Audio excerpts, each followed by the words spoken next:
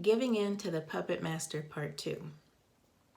In the last video, I spoke about the devil working through people who lack self-control.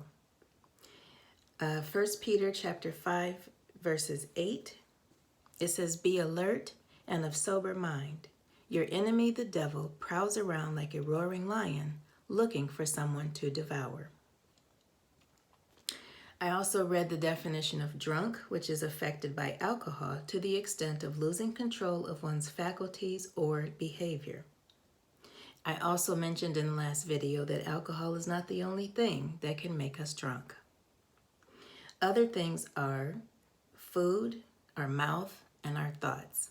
And when I read these, I'm going to replace these words with the definition of drunk. I'll start with food. Affected by food to the extent of losing control of one's faculties or behavior. If someone says, "I can't eat just one cookie," because of this, the person overindulges and eats the whole package, showing a lack of self-control. The second one was our mouth. Affected by your mouth to the extent of losing control of your faculties or behavior. If someone says, "I love to talk," because of this, someone may talk too much and not know when to be quiet and listen. They may say things before thinking it through and thereby hurting other people's feelings. Proverbs chapter 17, verse 28 says, "Even fools are thought wise if they keep silent, and discerning if they hold their tongues." The third one I mentioned was our thoughts. Affected by your thoughts to the extent of losing control of your faculties or behavior. If someone says, "I overthink things," because of this, the person has a whole story conjured up in their heads about what they think happened.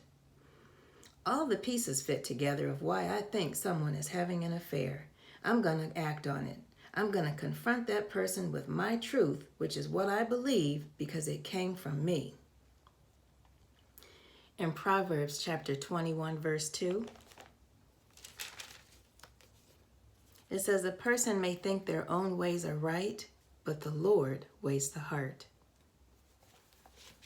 Just because someone thinks they are right, it doesn't mean that they are.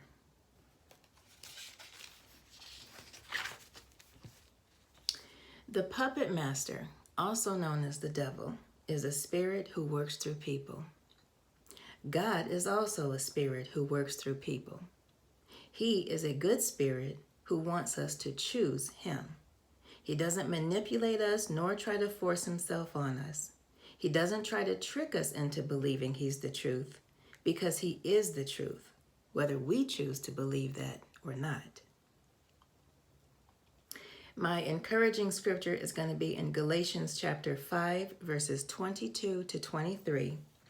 And this supports why the puppet master doesn't want us to have self-control, because it's something that's good for us.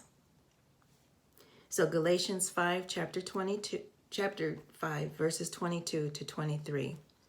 "But the fruit of the Spirit is love, joy, peace, forbearance, kindness, goodness, faithfulness, gentleness, and self-control.